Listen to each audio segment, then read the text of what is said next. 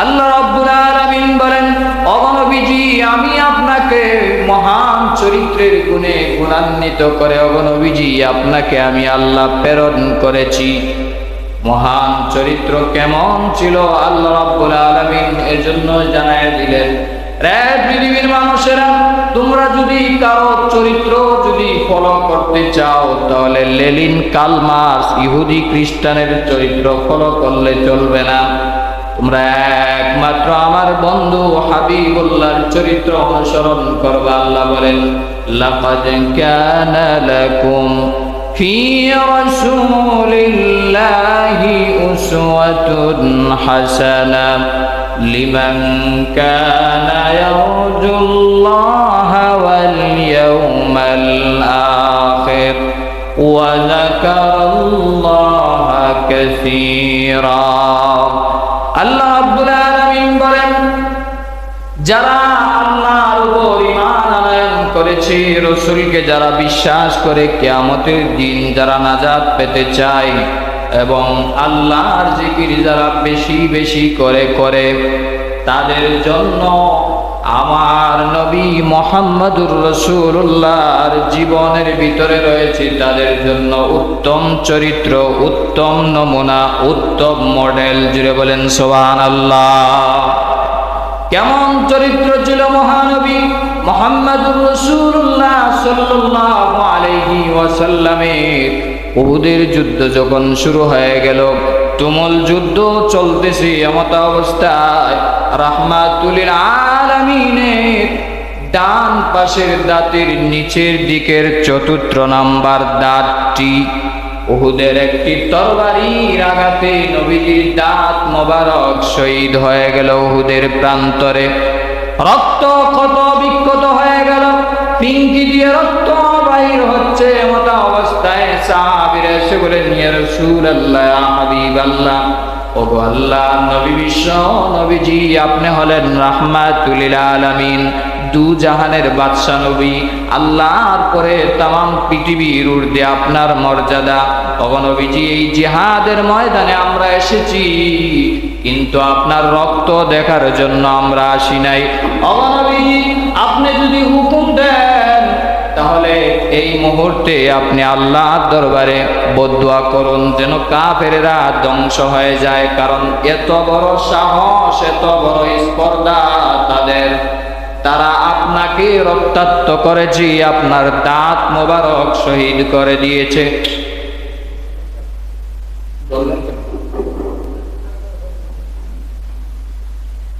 দাঁত মোবারক শহীদ করে দিয়েছে, আপনার দাঁত মোবারক শহীদ হয়ে গিয়েছে। রাসূলুল্লাহকে সাহাবায়ে কেরাম যখন এই কথা বললেন, সাহাবায়ে কেরামের প্রতি উত্তরে নবীজি বললেন, রে সাহাবীরা, আমি তো তাদের জন্য বদদুয়া করতে আমাকে মহান আল্লাহ পাঠায় নাই।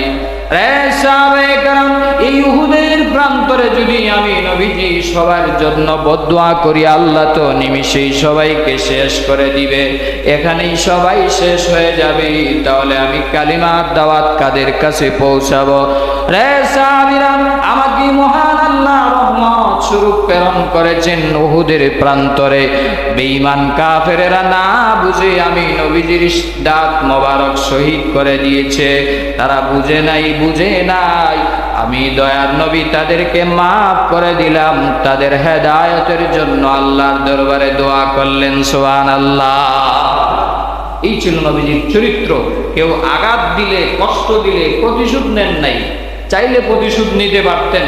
এক একজন নবীর গায়ে 40 জন পুরুষের সাহস ছিল, শক্তি ছিল, কিন্তু বিশ্ব নবীজির গায়ে প্রায় 4000, কেউ বলেছেন 40,000 পুরুষের শক্তি একাই বিশ্ব নবীকে আল্লাহ দিয়েছিলেন। সুবহানাল্লাহ। চাইলে আল্লাহ নবীজি প্রতিশোধ নিতে পারতেন, কিন্তু উল্টা মাফ করে আরো তাদের জন্য উপকারের দোয়া করলেন। এটাই ছিল নবীজির মহান চরিত্রের গুণাবলী। তুলে বলেন সুবহানাল্লাহ। আমার ভাইরা, এজন্য যার চরিত্র সুন্দর সেও সুন্দর হয়ে যাবে। মানুষটা যদি কালো হয়, মানুষটা যদি কুৎসিত হয়, মানুষটা যদি চেহারা সুন্দর নাও হয়, তারপরও মানুষের চরিত্র যদি সুন্দর হয়, তাহলে ওই মানুষটা ভালো, ওই মানুষের চাইতে উত্তম আর কোনো মানুষ হইতে পারে না। আমার প্রাণের ভাইয়েরা, হযরত ইউসুফ আলাইহিস সালাতু ওয়াস সালাম আল্লাহর একজন প্রেরিত পয়গম্বর ছিলেন, একজন জলিলুল কদর একজন নবী ছিলেন। তামাম পৃথিবীর রসুলের পরে সবচাইতে বেশি সুন্দরের অধিকারী ছিলেন হযরত ইউসুফ আলাইহিস সালাতু ওয়াস সালাম। নাম শুনেন না আপনারা?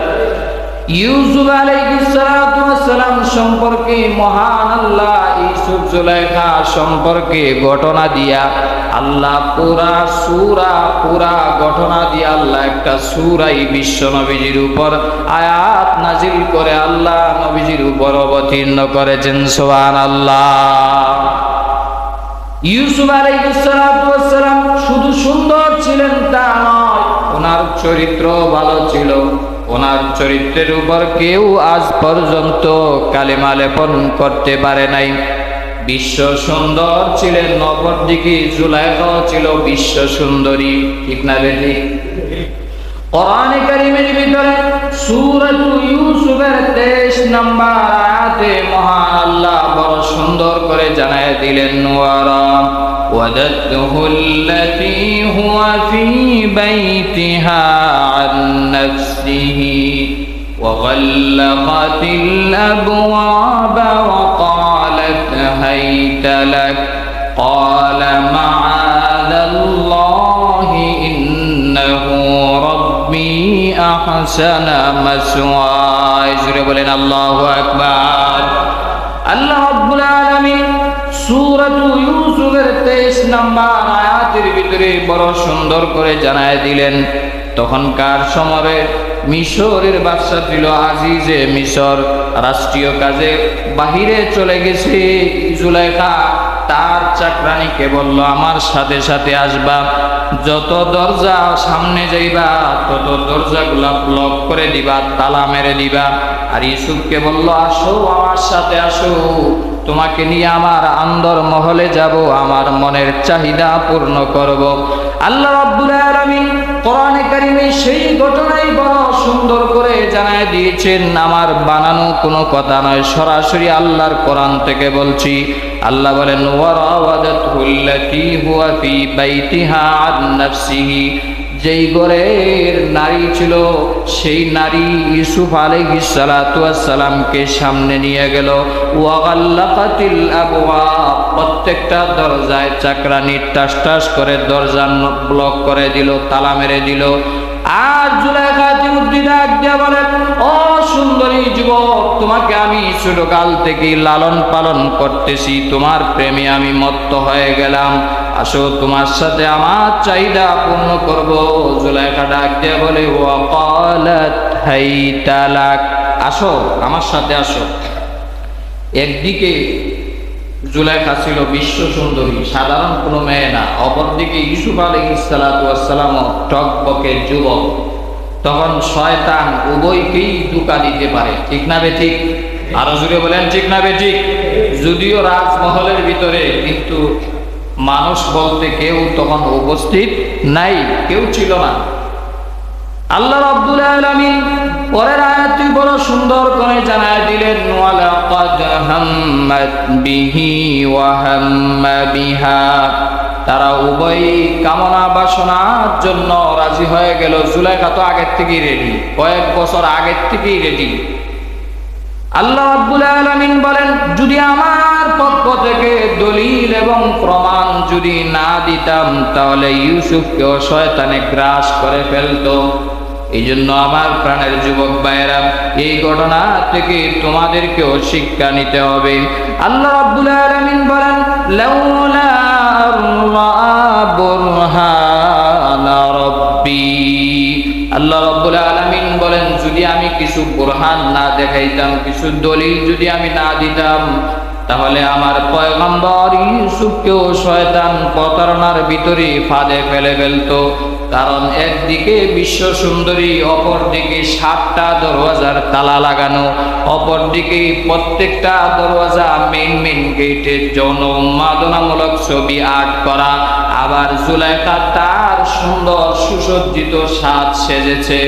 সুন্দর করে যখন সাজে তখন আরো সুন্দরী হয়, আরো আকৃষ্ট হয়। জুড়ে বলেন ঠিক না বেঠিক? আল্লাহ রাব্বুল আলামিনের জন্য বলেন, রে পৃথিবীর মানুষেরা, আমি তখন ইউসুফ আলাইহিস সালামকে প্রমাণ দেখাইলাম। কি প্রমাণ দেখাইলেন? তাফসীরে খাজিনের ভিতরে উল্লেখ করা হয়, মহান আল্লাহ জিবরাইলের হাতে একটা কাগজ দিয়া জানায় দিলেন, ইউসুফের সামনে নিয়ে যাও। ইউসুফ পড়তেছেন, মহান আল্লাহ নিজে বলেন, ও ইউসুফ, আমি তোমার রব বলতেছি, তুমি কিন্তু জিনা করতে পারো না। আল্লাহু আকবার বলবেন না? আর জোরে বলেন আল্লাহু আকবার।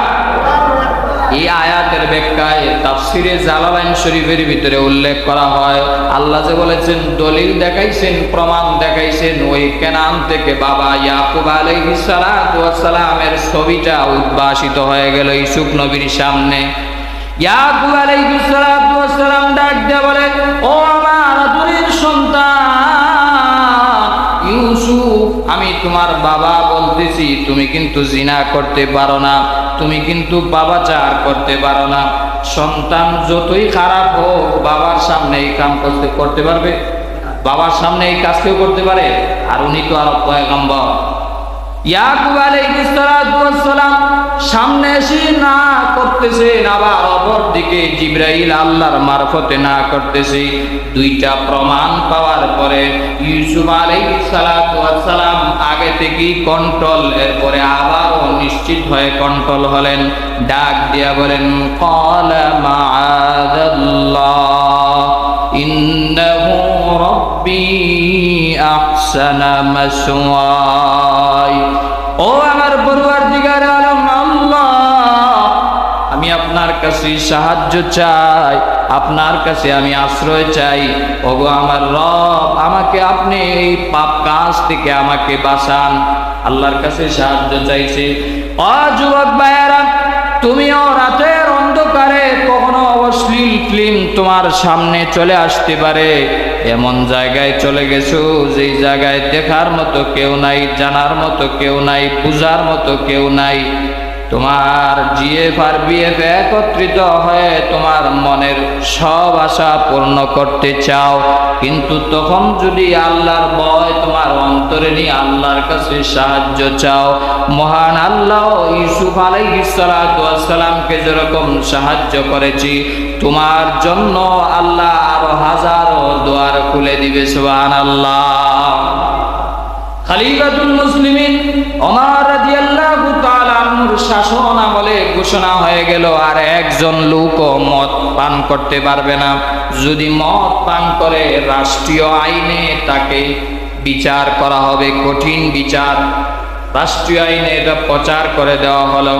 খলিফাতুল মুসলিমিন ওমর রাদিয়াল্লাহু তাআলা আনহু দিন শেষে সন্ধ্যা গনিয়ে যখন প্রতি গড়ের দিকে ছুটলেন, কোন গড়ের কি অবস্থা, এমনিতেই দেখলেন মদিনার আকিব নামক বাজার থেকে 2 বোতল মদ নিয়ে একটা লোক পাহাড়ের পদদেশে হেঁটে হেঁটে যাচ্ছে।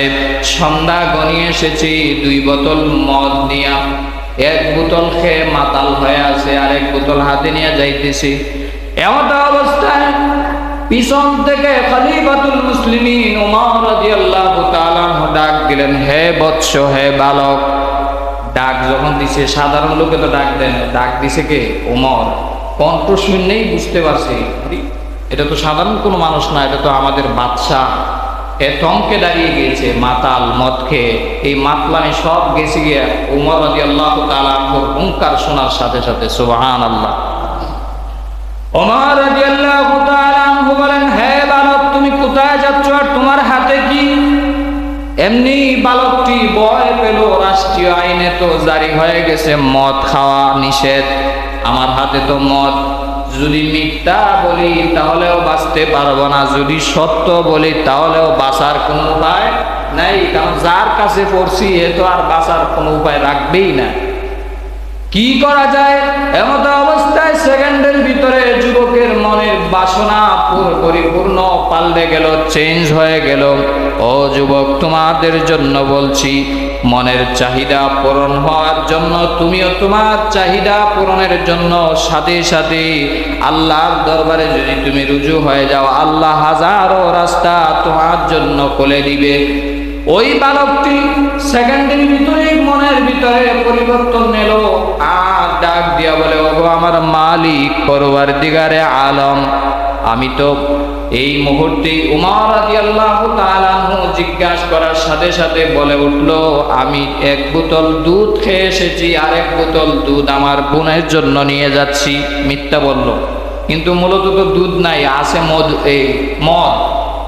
তো এই কথাটা যে সত্যি হবে, এই জন্য আল্লাহর কাছে ডাক দিয়ে বলছে, আল্লাহ আপনি যদি মদের পরিবর্তে এখন দুধ বানায় দেন, তাহলে আমি এই মুহূর্তে ওয়াদা করলাম, তওবা করলাম, আর জিন্দেগিতেও আমি মদ খাবো না, যদি এখন আমার উমরের হাত থেকে বাঁচান। আমার বাণেরা ভাইয়েরা, এমনি খলিফাতুল মুসলিমিন ওমর রাদিয়াল্লাহু তাআলা আনহু বললেন, তোমার চাদরের ভিতরে কি আছে আমাকে দেখাও। এমনি বোতলটা বাহির করলো, আর এর ভিতরে কিন্তু আল্লাহর সাথে যুবকের কন্টাক্ট হয়ে গেছে। হইছে না? সুবহানাল্লাহ, যুবকের কন্টাক্ট কিন্তু আল্লাহর সাথে হয়ে গেছে। যদি মধুরে দুধ বানান, তাহলে আমি আর মদ খাবো না, মদরে যদি দুধ বানান।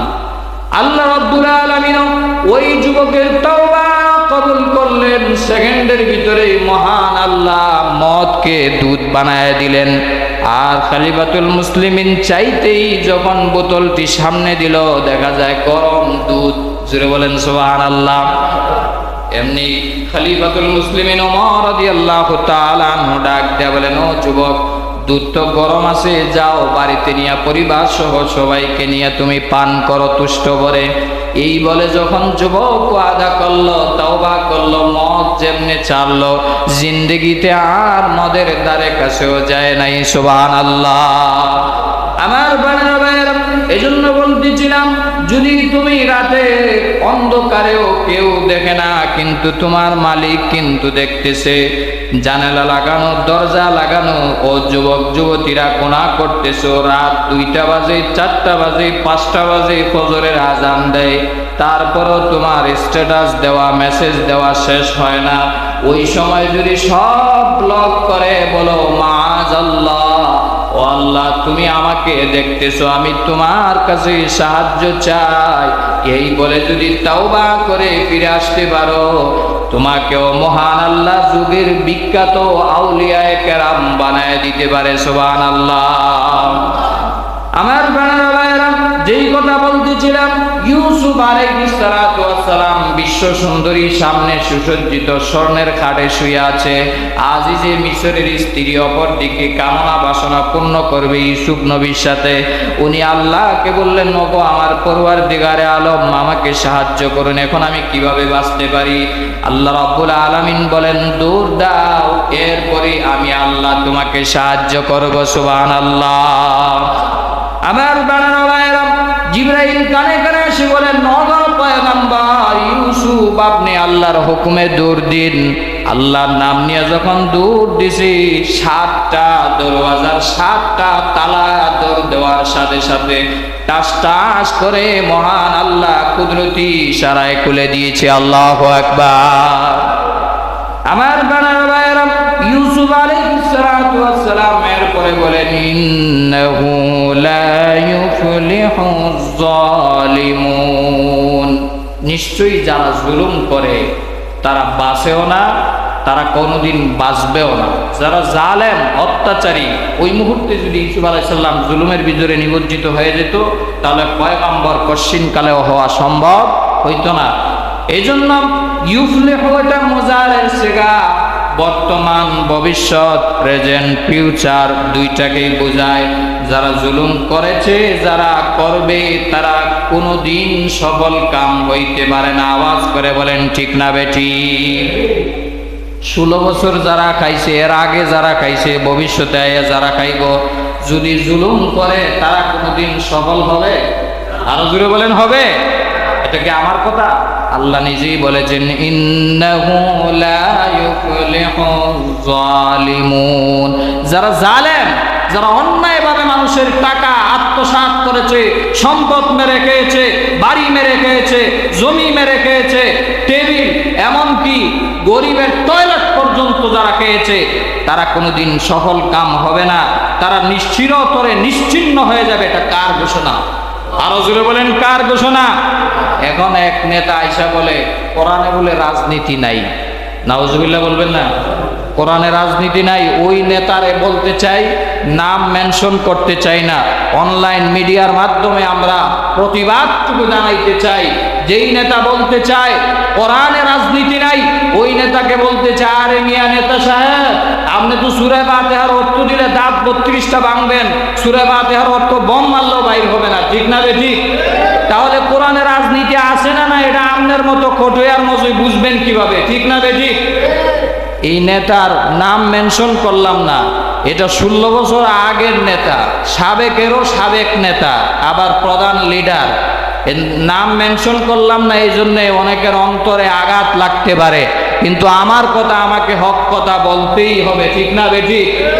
এই জন্য কোরআনে পরিষ্কার ভাষায় বলা আছে, কোরআনে যে রাজনীতি আছে, কোরআনে আল্লাহ সূরা হাজের 41 নম্বর আয়াতে আল্লাহ বলেছেন, আল্লাযীনা ইম্মাক্কান্নাহুম ফিল আরদ আকামুস সালাহ ওয়া আতাউয যাকাত ওয়া আমারু বিল মা'রুফ ওয়া নাহাউ আনিল মুনকার।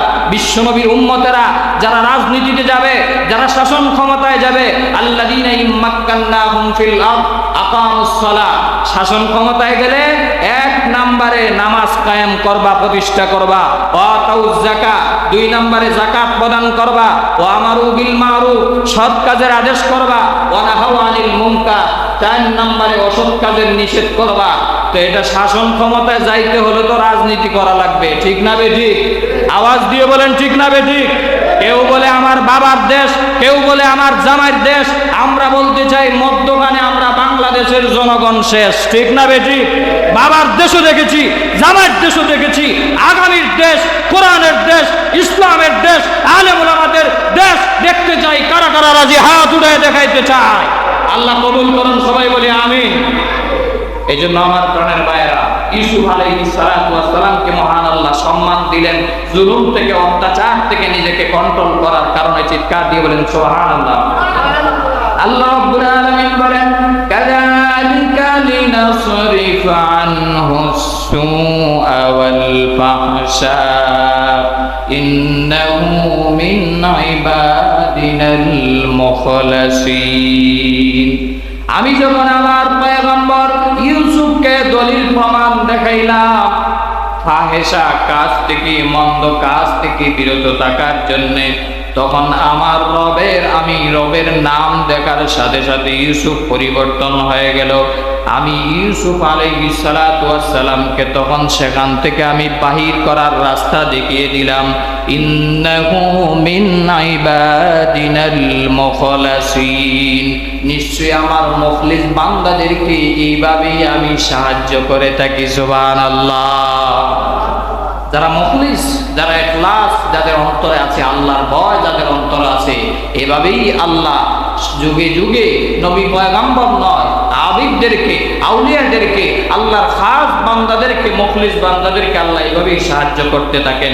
ইউসুফ আলাইহিস সালাতু ওয়াস সালামের ঘটনা যদি টান দেই, 7 দিন 7 সপ্তাহ কয়েক মাস গেলেও শুধুমাত্র এক আয়াতের তরজমা বলছি, ব্যাখ্যা বললে 1 মাসের দরকার।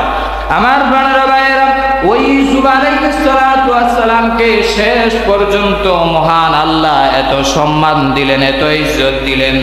সাধারণ মানুষ থেকে মহান আল্লাহ ইউসুফ আলাইহিস সালাতু ওয়াস সালামকে মিশরের অর্থমন্ত্রী বানায় দিয়েছেন। সুবহানাল্লাহ।